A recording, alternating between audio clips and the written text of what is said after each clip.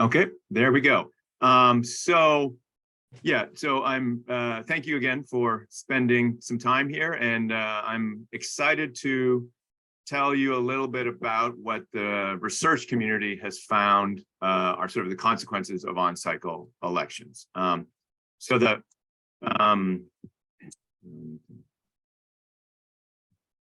actually now trying to shift the picture, and I'm struggling with that on my there. Okay, there we go. Great.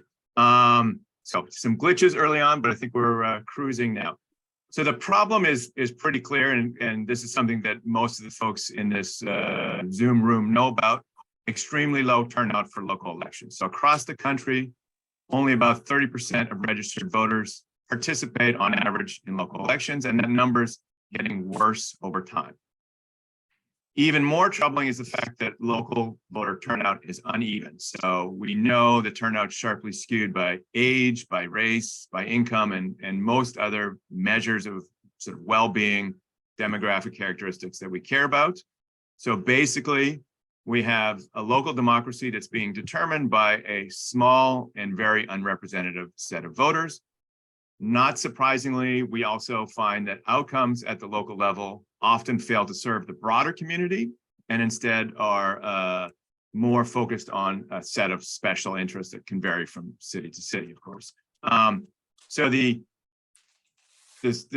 that's the problem. The potential solution is very simple. The idea is to change the dates of local elections, to move them from standalone contests where the local election is the only thing on the ballot at the time, to on-cycle or concurrent elections that where local elections are on the same day as national or statewide elections.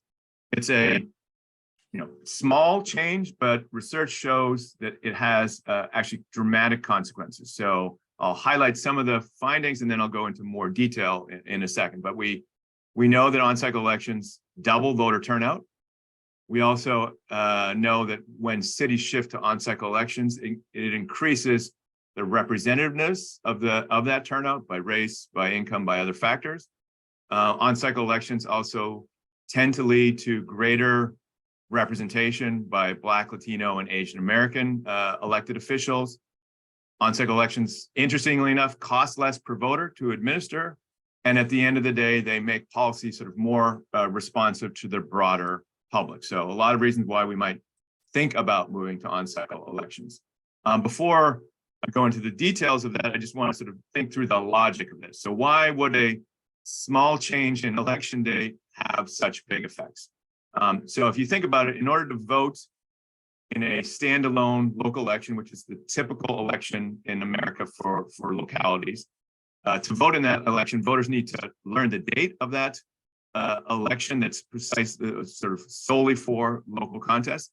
They need to find their polling place for that particular local election. They need to go to the polls, and then they need to fill out the ballot for that local election alone.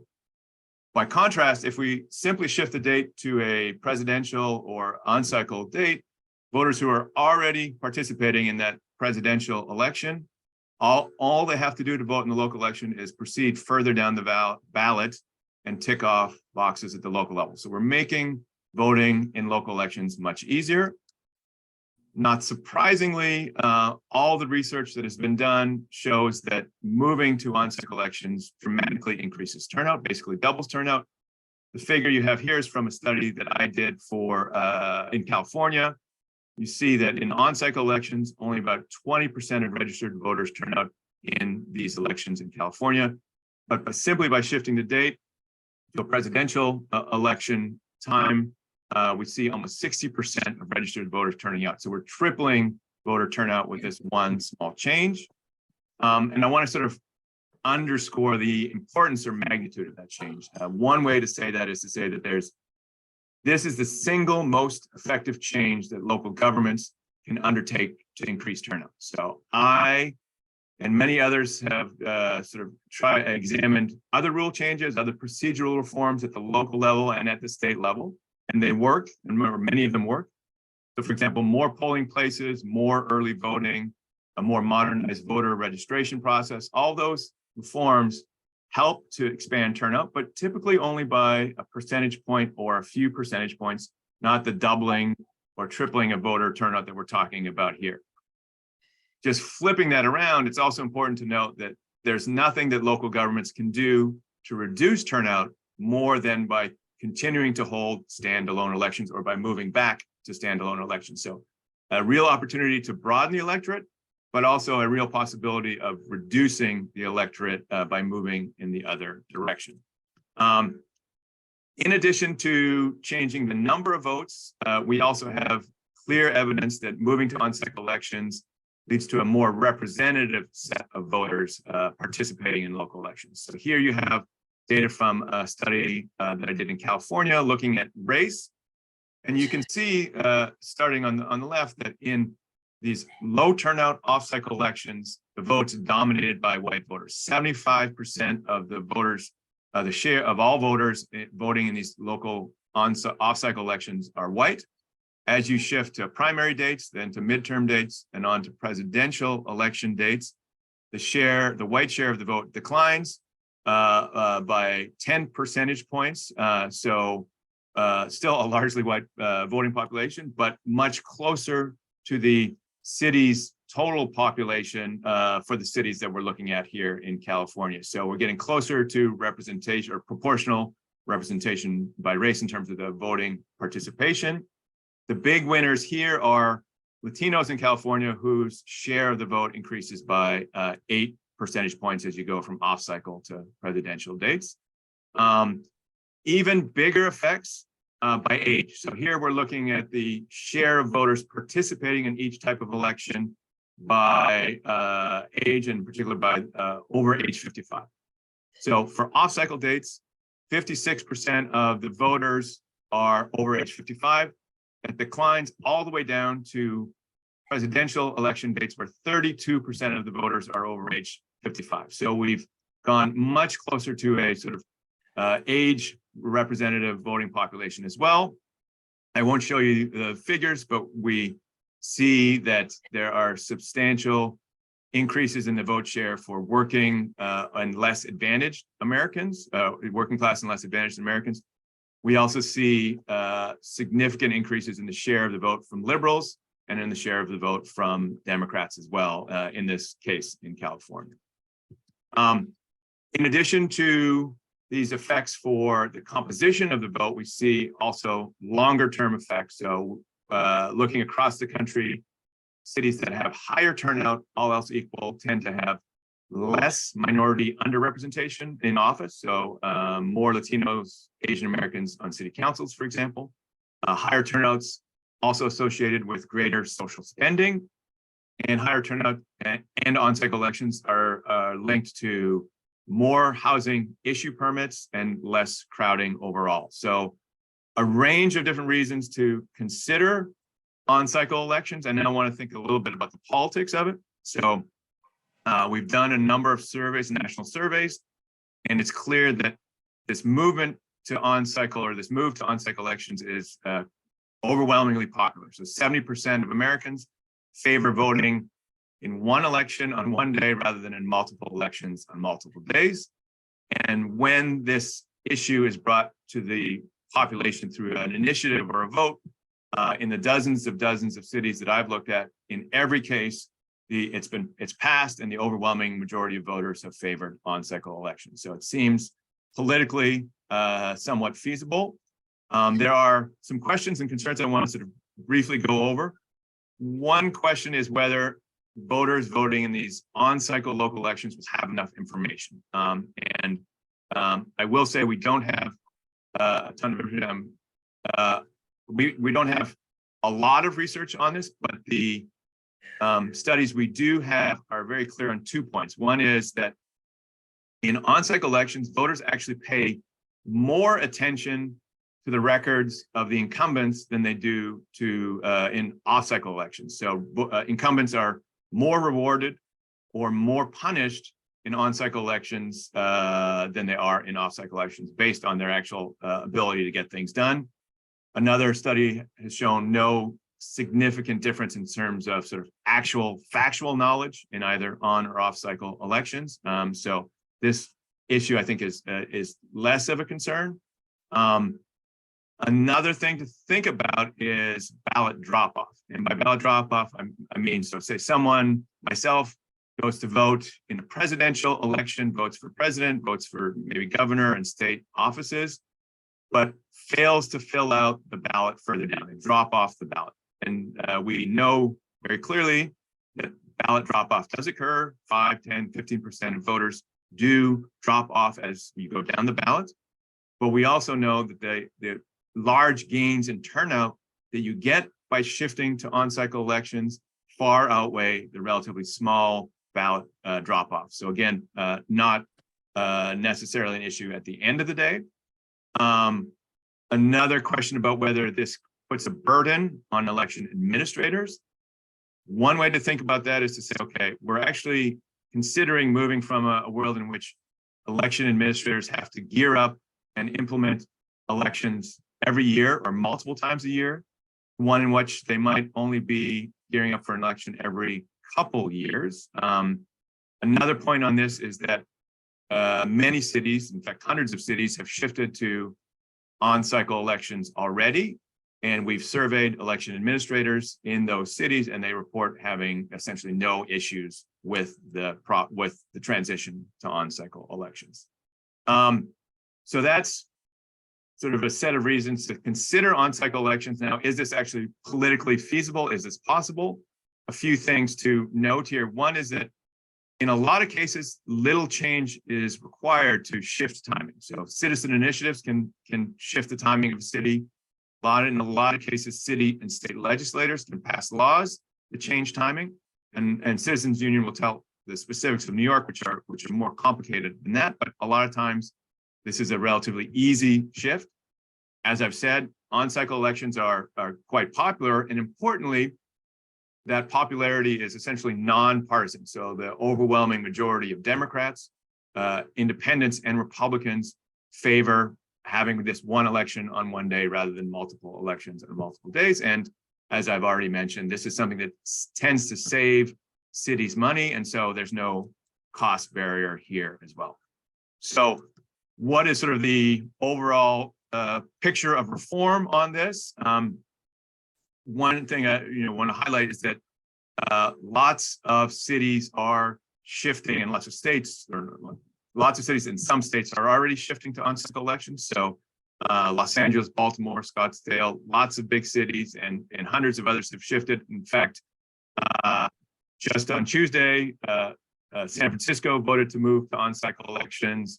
Seattle, King County voted to move. Boulder, Colorado. So lots going on. 3 states, California, Arizona, and Nevada, passed laws recently requiring on-cycle elections in most cases. So this is something that's clearly attractive and something that's happening, but it is also something where there's a lot of room for more reform. So still 4 out of 5 cities nationwide hold off-cycle elections. So if this is something that's attractive and interesting, there is lots of work to potentially do. And so that I don't go on too far, I'll stop there, and I'll be very interested in questions later. But for now, I'll let Citizens Union move forward, and I just have to change the sharing to Ben, which hopefully I'll do. Yeah, Ben, you should be host now. I am. Thank you for the honor of making me a host. Hello, everyone. Laura, is it good to just move to my presentation? Perfect.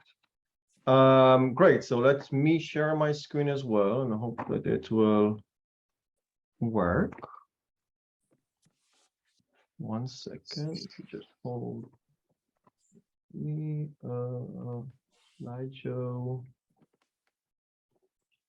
Okay, can you see this big screen saying moving municipal election to even numbered years? All right, hopefully all works as planned. Okay, so hello everyone. My name is Ben Weinberg, and I'm the Director of Public Policy at Citizens Union and Citizens Union Foundation. We want to take the context that we just heard and national findings and scholarly work and connect them to our local New York City context. The information I'm about to show is part of a forthcoming report that CU is about to release. And for those of you who don't know, CU is a New York City-based good government group that's been working to advance political reform and strengthen democracy, keep our government accountable for 125 years. And now the reason I mentioned we've been around for 125 years, actually, because I want to start off with a little anecdote, if I may. When we were digging through the documents to celebrate our anniversary, we found basically the Declaration of Principles from 1897 of Citizens Union, which was actually established as a party, as a political party, a reformist party to kind of fight the political machine at that time. The first principle in the Declaration of Principle is celebrating the fact that municipal elections shall now be held separately from state and national elections. So we are here to tell you that we were wrong 125 years later. A lot of people were wrong about a lot of things in 1897, but we weren't the only ones. And New York City switched between on-cycle and off-cycle elections 4 times during the 19th century. In every case, that change was made to benefit a certain political group, the Whigs, Boss Tweed, Republicans, etc. And every time elections were moved off cycle, turnout dropped. In certain cases, that was the point. That all ended in 1894 when the New York State Constitution was amended to include a provision, odd year city election provision. The goal was basically to reduce the power of Tammany Hall, the Democratic machine, by avoiding this large number of voters that go up to the polls to vote for national parties, Democrats, and then elect kind of the Tammany people. The thought was that then voters will be more free, quote unquote, to pick nonpartisan qualified candidates. The opposite happened. Turnout did decrease, but the kind of more mobilized and organized Tammany increased its power. But we're now stuck with the New York State Constitution, a provision in the New York State Constitution that says that all elections for city officers in New York State shall be held in November of odd-numbered years. Now, we at Citizens Union have been working for decades to improve elections, and things like what Laura mentioned before: early voting, automatic voter registration, absentee voting, ranked choice voting, the campaign matching funds. A lot of these important necessary reforms that we've been advocating for have made our election system more open, more equitable. They haven't made the kind of substantial shift in improving voter turnout for New York City elections. And our goal in this report was to find whether the question of election year can affect voter turnout in New York, especially in light of that historical background. So let's take a look at the difference in turnout in New York City between even numbered years and odd numbered years. In the charts in front of you, you can see general elections since the 1960s. And one of the clearest things basically is that, first of all, turnout in presidential years is the highest. In the last 1 year, it averaged around 60-61%. That is followed by the gubernatorial elections, where in the last 20 years have averaged about 35%. And just this Tuesday, we haven't gotten the final numbers, but it seems that New York City turnout will be around 33%, which tracks previous years. The last election in 2018 was quite unusual. And then at the bottom is the municipal elections with less than 30% on average, and it's just getting lower and lower. So basically, for every one person that votes for mayor, we have 2 people that vote for president. And that voter turnout patterns are not an anomaly for New York City. So you can see here other large cities in New York, turnout over the last kind of 3 to 5 general elections was at least double there in presidential election years, about 10% higher in the gubernatorial election years, and it was lowest for the local mayors in those places. Now, again, according to the New York State Constitution, all 62 cities in New York must hold their municipal elections on odd-numbered years. And that also tracks what we see across the nation. You heard Professor Hajnal mention that before. but we just thought this chart is so telling that we just want to show it again. You see here in orange the even number, the cities that hold their mayoral election on cycle. In blue is the kind of off-cycle cities. Off-cycle cities, this is averages in the last kind of 3 to 5 cycles. Off-cycle cities see a turnout of 10 to 38%, while on-cycle cities turnout is 50 to 75%. The kind of best off-cycle city in terms of turnout is not even close to the worst on-cycle city in terms of turnout. And these are, oh, by the way, these are the 6 largest cities of every category. The largest. Of course, we don't only vote for mayor or for governor or for president. We vote for down ballot races. And I know a lot of folks on this call know this fact very well because they have, in fact, worked to increase participation in New York City Council races, in assembly races. So we wanted to know if that shift or if that kind of factor of election year applies to the smaller, more down ballot races. What we did is that we compared 5 areas in New York in every borough, and we compared the turnout in the election for city council, which happens on odd numbered year, and assembly, state assembly, which happens on even number years, but in the same area. You'll see in a moment. And what we can see here is that yes, election year does matter for down ballot races as well. So in 2020, the election for the local assembly races was 2.3 times higher than the election for a council. Gubernatorial was 1.7 times higher. And I want to show you this. So this is an example of 2 of these areas. And the example on the right, I think, is very telling. This is Council District 32. If you remember, this was like one of the only few competitive races in the 2021 general election. This was Felicia Singh versus Joan Ariola competing for an open seat in South Queens.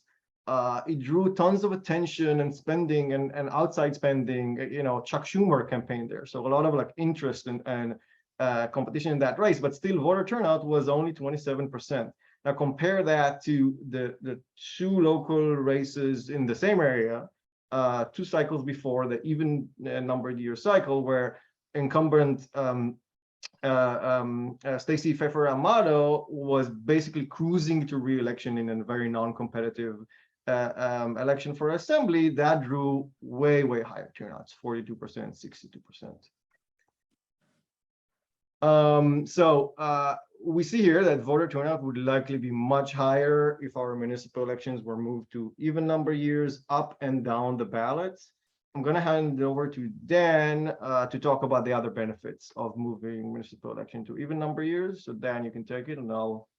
Yeah, you can keep controlling. Thank you, Ben. So firstly, my name is Dan. I'm the policy manager here at Citizens Union. I am super excited to be talking with all of you about this and kind of beginning these conversations in New York. And I hope to keep talking with all of you for the months to come. So it's based on everything that Ben and Professor Hajnal said. It's clear that more New Yorkers would vote if we consolidated our elections to even years. But I think it's not enough to just consider whether it would boost turnout in terms of raw numbers. We also need to consider whether this would boost turnout in underserved and underrepresented communities in New York City. You can go to the next slide. So that's kind of the angle I'll be talking about. Based on everything that was said before, it's clear from a national perspective that electorates in off-cycle elections skew wealthier, whiter, and older than the actual population of that city. So we know that's the national trend. But we wanted to see, again, what would happen in New York City. And I think that's of particular interest for this group based on your roots. So first we had to ask, well, who is already voting? And to find this out, we consulted the very useful guides from the CFB, which in 2019, among others, produced a 10-year look back from 2008 to 2018, looking at who voted and, among other factors of those elections.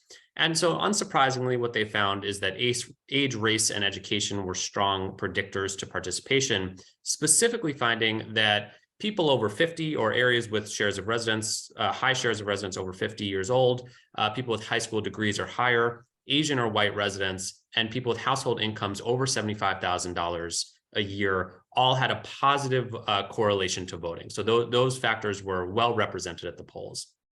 On the other side of the equation, negative predictive factors for voting, they found were newly naturalized citizens, meaning our immigrant communities were not making it out to the polls, people unaffiliated with a major party, Latinx residents or people of Latino descent, people with an hour commute, and people with disabilities, right? So all of those categories were not being well represented at the polls, or put differently, had negative correlative factors to voting. So when you kind of put all that together, you get a picture of the New York City electorate that is older, that is wealthier, that is better educated, et cetera, than the actual makeup of our city, right? That the people who are showing at the polls, in line with the national research, don't look like how New Yorkers look. So we believe, after looking into it, and this was kind of our intro question, that moving local elections on cycle has the potential to improve turnout in many of those groups. Next slide. So starting with age, I think this is one of the more compelling slides that we see. So if we look at 2013 and 2021, for example, this is the graph of who voted from, or the percentage of votes from 18 to 29-year-olds in the past elections from the past decade. And we see in 2013, 2021, less than 12% of young people in that age group voted, which is pretty abysmal. If we then look at 2016 and 2020, the presidential years, there's a 5-fold increase in voter participation from that age group. So really quite an incredible increase. I think suggesting that if we were to consolidate our elections to even years, specifically even presidential years, that the youth vote would be substantially better represented. Again, in line with what Professor Hajnal showed us before. You can go next slide, Ben. So after age, we wanted to look at race and ethnicity. So here what we did was look at 12 assembly districts with clear majorities of a certain demographic, meaning we looked at 3 assembly districts that were majority white, 3 majority Black, 3 majority Asian, and 3 majority Latinx. We also looked at assembly districts that had an overwhelming majority minority population. So districts that had over 90% people of color in the district. And we looked at 3 years, 2018, 2020, and 2021. So a gubernatorial, presidential, and municipal year. And we knew going in that turnout was going to be highest in even years for all groups across the board. That much was clear. But our question was, would some groups see relatively higher turnout gains from even to odd years compared to other groups? And by some groups, I mean underrepresented groups and communities of color. So what we saw pretty clearly, a very strong trend and a very easy trend to discern, was that the turnout increases were sharpest for communities of color and most specifically for the Latinx community. So in all the Latinx districts we saw, turnout increases were significantly highest and significantly higher than white majority assembly districts. What this suggests is that if you move mayoral years to even number years, turnout gains would be highest for communities of color, and that the electorate of who's showing up at the polls would look more closely to how New York City's actual demographics look. You can go to the next slide. Oh, right. So here we have a lot of data in the report. We're zooming through it because there's a lot to cover, but this we just put in to kind of show how the sausage got made. I'm not going to go through it too much, but this and much more is in our report, which we hope you'll read when we publish it. Okay, so what we looked at really were those 2 dominant things, right? Representation and turnout overall. But as the professor prefaced really well, there are all sorts of other benefits in addition to just those 2. So here I'll talk about 2 others. The first is reducing fiscal costs. So we believe that New York City can save a lot of money if we consolidate our elections. To be clear, the budget for our elections comes directly from the municipal budget. So New York City is paying for these elections. And if we were to consolidate elections, there would still be some elections on odd years. Specifically, there would still be DAs and judges, and if there were ballot proposals, those as well. So we have a pretty good case example here, because in 2015, there were just judges and DAs on the ballot, and 2019, essentially the same, although also there was the public advocate race that year as well. You'll see a split between 2018 and 2019. That's when early voting began. So of course, all costs are going to be higher after 2018. But what we still see is the cheapest elections in the last decade have been 2015 and 2019. 2019 was some $20 million cheaper than the elections succeeding it, right? So we think that potentially tens of millions of dollars are on the table for cost savings. We are doing a more in-depth fiscal impact analysis with Columbia at the moment, and we're going to publish that separately. But it stands to reason that there would be cost savings. Relatedly, and this is something that Professor Hajnal said, maybe without knowledge of how many mistakes the BOE has made, but Citizens Union for decades has been working and thinking about how to improve election administration. We have tons of recommendations. And as mentioned, we think by giving election administrators a year off, or essentially a year off, as opposed to constantly being in big election cycle after big election cycle, they'd have a year to fill hiring gaps and strategize and recoup and plan, et cetera, potentially improving election administration here. Next slide. Finally, so, we're a closed primary city, heavily Democratic city, meaning that kind of the primaries are where all the action is. So we wanted to look at, or we knew it was important to look at how this would affect the primary. You can go to the next slide. So the data that we saw was that the primary trends are far less compelling than what we saw for the general election. So we do think there may be a modest increase in turnout, but it would be relatively small, especially compared to what we showed before, where it could double participation in the general.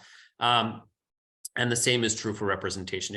We saw modest increases in representation gains, but nothing as immense as we saw for the general. And that's for a whole kind of confluence of factors. One is competitiveness, right? Local elections have the campaign finance system and term limits and lots of reasons why they're hyper competitive. Whereas, for example, the presidential election, by the time it comes to New York, it's often already decided. The front runner is clear or the nomination has been secured. There's also the election calendar, right? The presidential primary is on a different date than the federal primary for Congress and the like. And so because of a whole host of reasons, the primary saw less impactful gains than the general. There's also less data nationally.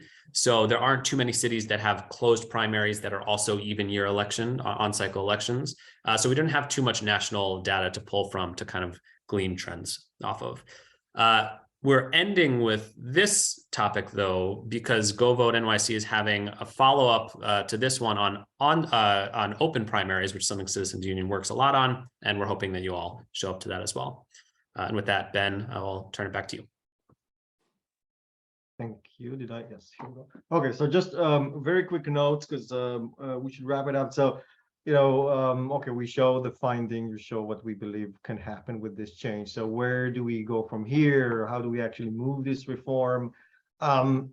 First, there are indications that this issue enjoys very kind of immense support. Zoltan mentioned that before, and I mentioned the surveys that were done. Basically, this issue always gets approved when it comes before the voters in a referendum. And why wouldn't it really? No one likes to vote so often and go to the polls again. In fact, at a recent CU event, Council Speaker Adrienne Adams said that she would definitely support moving local elections to even number years. And she cited the same stuff: voter fatigue, voter confusion, stuff that are stemming from these kind of multiple elections again. I think she echoes a feeling that is shared by many. There has been some movement in Albany towards election consolidation, but outside of New York City, and there are some examples here on the slide. I'm happy to talk about them separately. But how do we do this? Basically, as I mentioned, this will require a constitutional amendment. As you know, that means being approved by 2 consecutive state legislators, then being put before the people as a ballot questions. We might need to restructure the ballot to kind of change the order of executive offices, especially outside of New York City, if we do it outside of New York City. And the New York City charter might need to be amended because the times of elections and the terms of offices are also set in the New York City charter. But what's the path forward for us? We have a forthcoming report. We're just waiting for data from this November election. As Dan mentioned, we're also working on a fiscal and financial analysis with Columbia University, with SEPA. But more importantly, we're basically looking for feedback. This is the first time we're presenting this in public. We're looking for partners among you all, among advocacy groups, elected officials, community organizations. This is a conversation that is just getting started, but we believe it can move fast. And we want you all to be part of it. So if you want to invite us to present this and more to your team, to your group, or if you want to join us in exploring this issue and promoting it, please reach out to us. Our email is here, and we'll drop in the chat as well. With that, I'm gonna unshare, and I'm happy to take any questions.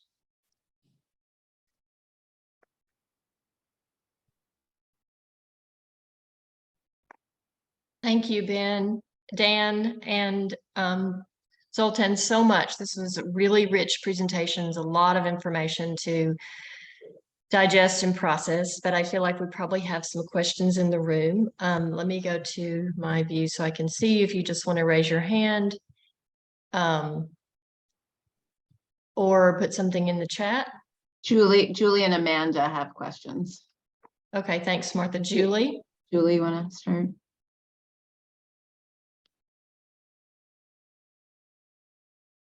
Hi, I have a kind of dumb question. What's the opposition and what are their arguments, and why hasn't this, gathered steam way before now? I'll give that one a quick try, and Ben and Dan, please follow through. But so the main, I wouldn't say I have a systematic study of this, the opposition in all cases all around the country, but the main opposition are typically incumbents who have won election with a very limited voter pool, and will have to run for re-election with a dramatically different set of voters. That's a hard thing for incumbents to say publicly, so you don't hear that argument very often. What you do hear are some of the things I mentioned briefly in my talk, which is, voters won't know enough about local elections, right? So they'll simply knock off the, check off the ballot further down without knowing what they're doing. And I think more research needs to be done, but what we've seen so far is that's not true. And the other thing, you're going to have twice as many people participating. Each of those individuals is bringing some level of information, and often from unrepresented groups, disadvantaged groups. So more information and more varied information. The other, I think, concern that I didn't raise is whether this will make local politics more partisan, right? So by coupling local elections with highly partisan state and national elections, how will this impact local elections? And in all honesty, I think this might make that connection stronger, but we don't have any real data on that point at all. I'll stop there. And I'm curious, in New York, in New York, what would the opposition be? Well, that's a great question. This is really just, I don't think this issue was on people's mind. We're starting the conversation, or at least I don't know. We're starting the conversation now, and so we'll see. Thanks. Amanda, you have your hand up. Yes, thank you, Laura.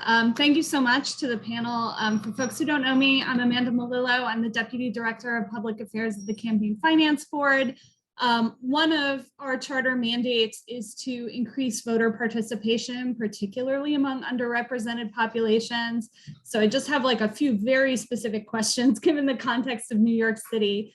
My first question for Citizens Union, because moving city level elections to even years would still leave some district attorney elections and off-cycle years, since those are county level offices. One of the things we also heard a lot of confusion about from voters, particularly this year and coming out of Tuesday, was confusion about judicial positions.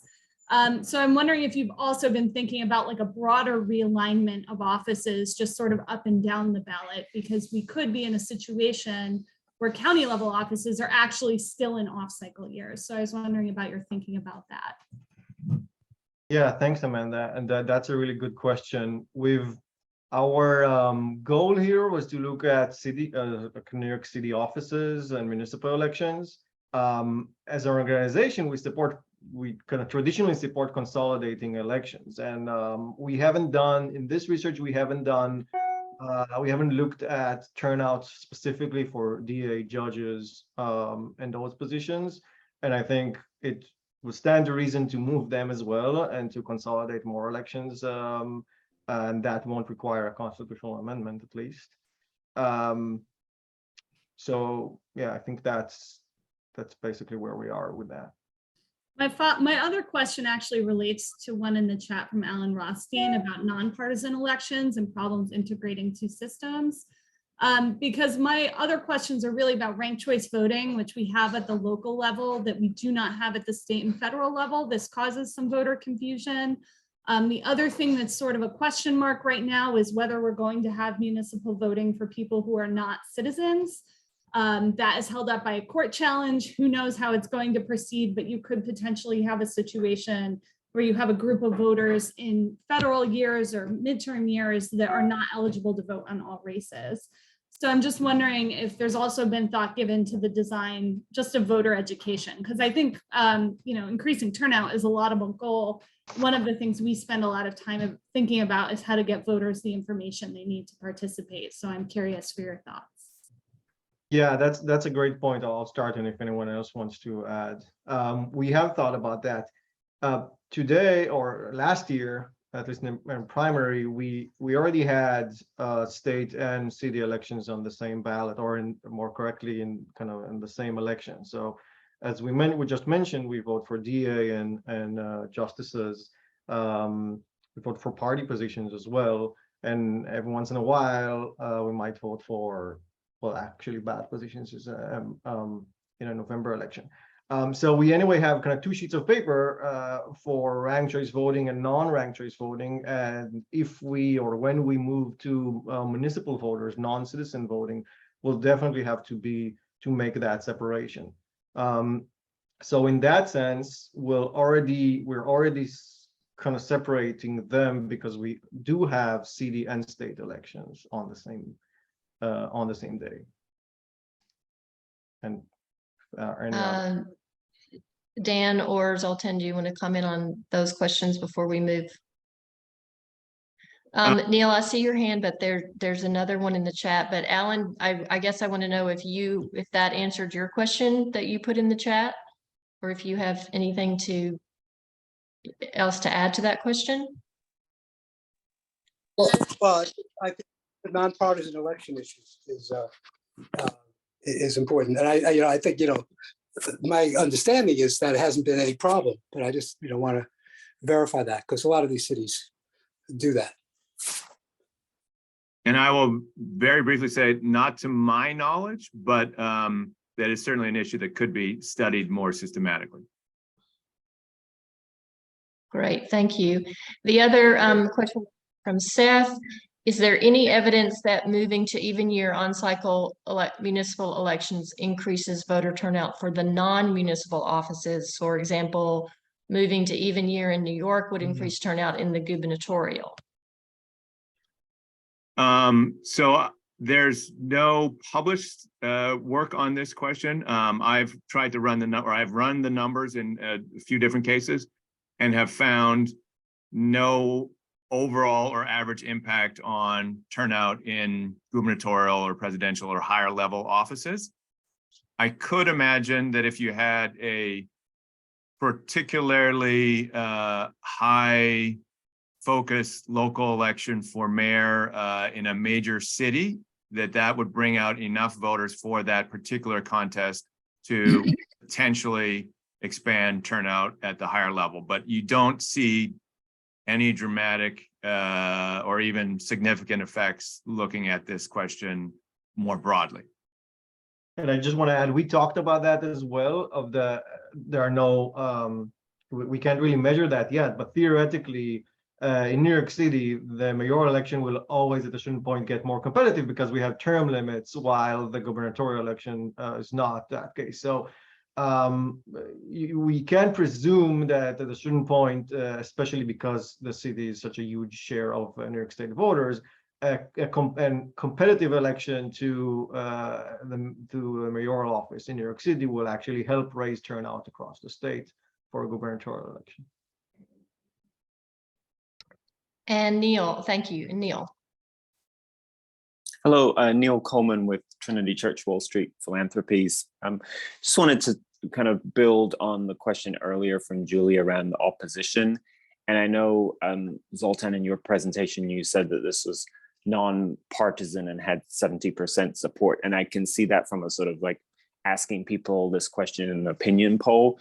But I'm also thinking about the sort of the political realities in our country. And I would expect that any measure that is going to have the effect of increasing the number of minority voters is probably going to have a partisan opposition reaction. And perhaps for Dan and Ben to kind of bring that more specifically to the New York level, I mean, we saw last year the measures on the ballot around absentee and early voting, which you would sort of think of as a civic good thing that could have non-partisan support, was actually defeated because the Republicans kind of mobilized their vote outside the city to defeat that. So just curious to kind of dig in a bit more on the perhaps political realities of the likely opposition to this.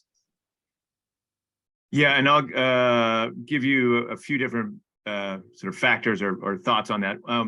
One is that this could certainly become a partisan issue. It is not yet.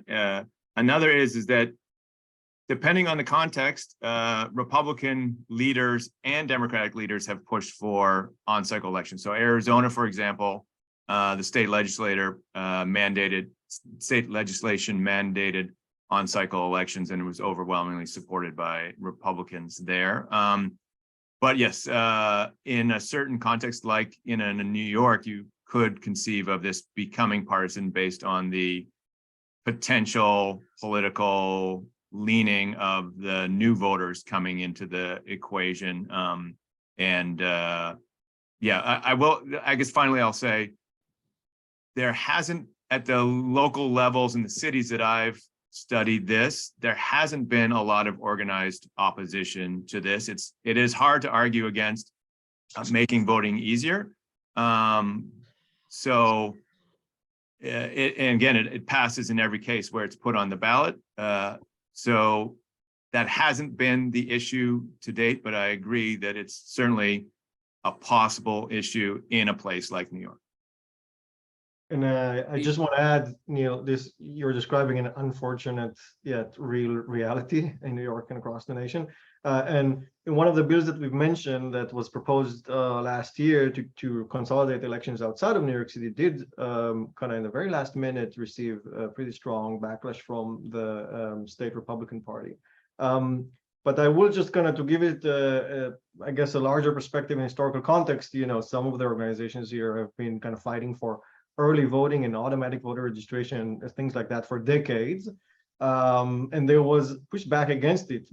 Yeah, no one would say this is because we're trying to make voting harder, but they find other reasons.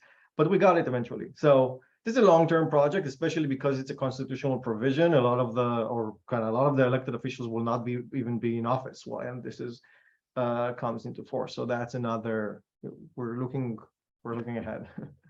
And the only thing I'd add to that, I mean, certainly I do think, like literally, as Zoltan said, it's never, from what I know, it's never failed anywhere when it's in front of voters. But it just in terms of the stage that we're in, it's a great point that you bring up of what happened last year and the millions of dollars spent by the Conservative Party. And so I think we're not at the stage of building a campaign on how to convince voters. We are hoping to bring all of you in to be part of that conversation, to help us kind of illuminate the best ways to approach that stage of that campaign. That campaign is many years away from now because it has to, as said, pass through 2 legislatures, and we don't necessarily have the answers to the best way to build the campaign to get the word out on this. But that will absolutely be its own campaign to ensure that voters are aware of what this means, how to combat disinformation that may occur about this, and how best to strategize to ensure that voters end up approving it, should that be what folks in the coalition want to do. So Thanks. We have 2 questions in the queue. Ken, I see your hand, and we have one in the chat. It is now noon, so I know some people may need to drop off, but we'll stay a few more minutes if speakers are good with that and take these 2 questions. Okay, thanks. Ken? Yes, I'm Ken Seplow. I'm a director of CU, and I accept the numbers that this change would increase the number of voters. But my concern, and I've mentioned this during our intramural discussions at CU, the problem I have with this is, does moving it to the same year that you have national elections drown out local issues? The great virtue, even though there are fewer voters, is there's a lot of attention to things that are civic, municipal civic, in the municipal only years. And that, I'm afraid, could get lost or certainly drowned out if the municipal elections are held the same time as the national elections. What's the reaction to that? I'll jump in first, and Ben and Dan, please follow up. There's a legitimate concern, but I would say the data suggest otherwise. So one of the few studies that's looked at this looked at thousands, in this case, school board elections, and looked to see whether school board elections, whether incumbent administrators or board members did better or worse based on whether test scores went up or down. So this is very esoteric, highly specific, localized information. And the study found that school board elections that occurred on cycle with all the other noise the results were much more reactive to actual changes in test scores in those school districts. So it looks like by having more voters, having more varied set of voters, they're actually more knowledgeable about what's going on at the local level, and they're responding to that. The other study that I briefly mentioned sort of just looked at factual knowledge about what are the issues in the local election, and found no significant difference between on-cycle and off-cycle elections. So it looks like, in fact, probably more information by bringing in more voters on local elections. And then lastly, I guess the other thing that's not directly answering your question, but I think is important to say. So there, one other study did an analysis looking at the voter file. And so basically millions of Americans' political ideologies, and then looked at local government spending patterns and found that in cities that shifted to on-cycle elections, local government spending followed and was much more in line with the preferences of the average or median voter based on their ideologies when these elections were held on-cycle than off-cycle. So it looks like at the end of the day, governments, for whatever reason, more responsive to mean or average policy preferences when elections are held on-cycle than when elections are held off-cycle. So that last point doesn't have the information directly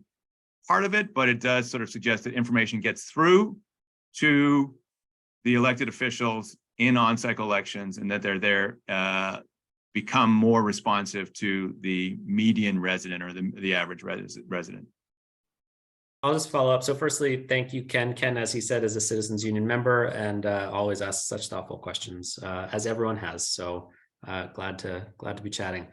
So in addition to what Zoltan said, I have a few kind of comments. The first is that the city already has some tools to help educate voters on elections, and those aren't going away. And if anything, they should be expanded. And by tools, I mean voter guides, and there's obviously endorsement lists and the like to help New Yorkers make choices, and those should still be there and should be expanded. So that's point one.